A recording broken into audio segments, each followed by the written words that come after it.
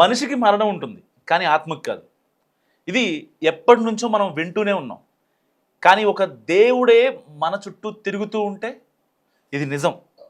భూమి మీదకు వచ్చి వెళ్ళే ఆ దేవుడే ఆంజనేయ స్వామి. మనలో ఎవ్వరూ ఆంజనేయ స్వామి మరణం గురించి ఎక్కడా చదివి ఉండరు. ఎందుకంటే అసలు ఆయనకు మరణం లేదు. రాముడి పేరు జనం నోట్లో నారినంత కాలం ఆయన బ్రతికే ఉంటారు అనే వరం ఉంది. సో అందుకే హనుమాన్కి మరణం లేదు.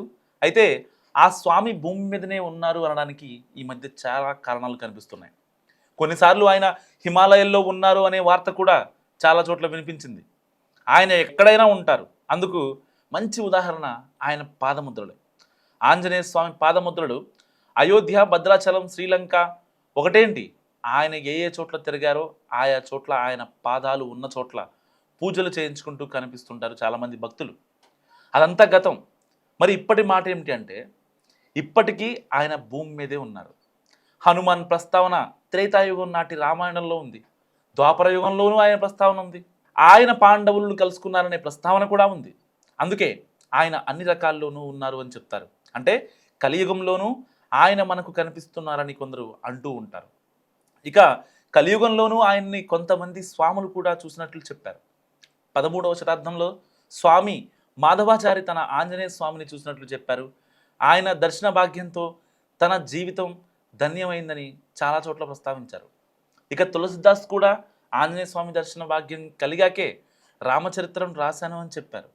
ఆ తర్వాత సామాన్యుడైన కంచర్ల గోపన్న కూడా దేవుణ్ణి తన భక్తితో భూమి మీదకు తీసుకొచ్చాడు. ఆయనతో పాటు ఆంజనేయ స్వామి కూడా వచ్చినట్లు చరిత్రలో ఉంది. ఆ సమయంలోనే భద్రాచలం, పర్ణశాలకు వచ్చారు అనేది చాలామంది భక్తుల నమ్మకం. అయితే హనుమాన్ ఎక్కువగా ఎక్కడ జీవించారంటే తమిళనాడులోని గంగదాన పర్వతంపై ఉన్నారు అని చాలామందికి ప్రతీతి. అందుకే ఆయన గుడి అక్కడ చాలా ఫేమస్. వాస్తవానికి ఆంజనేయ స్వామి అంతటా ఉన్నారు. భక్తులు ఆయన్ను నమ్మకంతో కొలిస్తే చాలు ప్రత్యక్షమవుతారు అని ప్రతీతి. ఇక లంకకు వెళ్ళే సమయంలోనూ ఈ పర్వతం నుంచే బయలుదేరారట. సో ఆ తరువాత అక్కడే రామావతారం ముగిశాక భూమిపైనే ఉండమని శ్రీరాములు వారు ఆదేశించారట. తన పేరు భూమిపై పలికినంత కాలం ఉండాలని చెప్పారట. అప్పుడు కూడా ఈ పర్వతంపైకే వచ్చారట. సో అక్కడి నుంచి లంకలోని పిదురు అనే పర్వతంపైకి వెళ్ళారట. తాను సీతమ్మ కోసం వెళ్ళినప్పుడు కొంతమంది గిరిజనులు సాయం చేశారట. అందుకే వారి దగ్గరికి వెళ్ళి వారిని ఆశీర్వదించారట. కొన్ని రోజులు అక్కడే ఉండి వెళ్ళిపోతూ ఉంటే వారు ఎంతగానో బాధపడ్డారట. సో మీ దర్శనం మళ్ళీ మాకు కలగాలంటే ఎలా స్వామి అని పర్వతంపై ఉండే గిరిజనులు హనుమాన్ను అడిగితే, నా ఆత్మతో మీ భక్తి కలిస్తే మీకు దర్శనం ఇస్తాను, దానికి ఒక మంత్రం చెప్తాను వినండి అని ఈ శ్లోకం చెప్పారట. కార్తాంతు కరేచారటి యనార్ మరిస్ను నిర్ముక్తేర్ కాళిత్వం అమరిస్ను అనే శ్లోకాన్ని మీరు ఎన్నిసార్లు చదువుతారో, ఎంత భక్తిగా నన్ను కొలుస్తారో నాకు తెలుస్తుంది. అప్పుడు మీ ముందుకు వస్తాను అని చెప్పారట. సో కానీ మీకు నేను కనిపించాలంటే చుట్టూ ఎవ్వరు కనుచూపు మేరలో ఉండవద్దు, అప్పుడే మీకు నేను కనిపిస్తాను.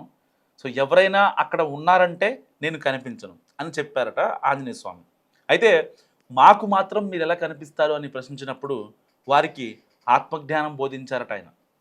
దాని ప్రకారం వారి భక్తి శ్రద్ధలతో పూజించినప్పుడు వారి భక్తి స్వామివారి ఆత్మను చేరుతుంది. అప్పుడు ఆయన కనిపిస్తారు. అందుకే ప్రతి 41 ఏళ్ళకు ఒకసారి మాత్రమే కనిపిస్తారని చెప్పారట ఆంజనేయ స్వామి. ఆయన అన్నట్లుగానే ఆయన వారికి కనిపిస్తున్నారట కూడా. ఆయన వచ్చి వెళ్తారని చెప్పడానికి అక్కడ గుడి దగ్గర ఒక పుస్తకం కూడా పెట్టారు. స్వామి వచ్చి వెళ్ళగానే అక్కడ గుడి దగ్గర ఉన్న పుస్తకంలో రాస్తారట, సరిగ్గా మే 27, 2014లో ఆయన ఒకసారి వచ్చి వెళ్ళారని అక్కడి పుస్తకంలో రాశారు. మళ్ళీ 2055లో వస్తారట. సో స్వామి వచ్చినప్పుడు కేవలం ఆ గిరిజన జాతికి మాత్రమే కనిపిస్తారట. అది కూడా ఆత్మజ్ఞానం తెలిసిన భక్తులకే. ఇలా స్వామి భూమిపైకి వచ్చిన ప్రతిసారి కొత్త జనరేషన్కు ఆయన జ్ఞానాన్ని ప్రసాదించి వెళ్తారట. అందుకే ఆయన రాక ప్రతి 40 ఏళ్లకు ఒకసారి భూమి మీదకు కనిపిస్తుందని ప్రతీతి. జై హనుమాన్.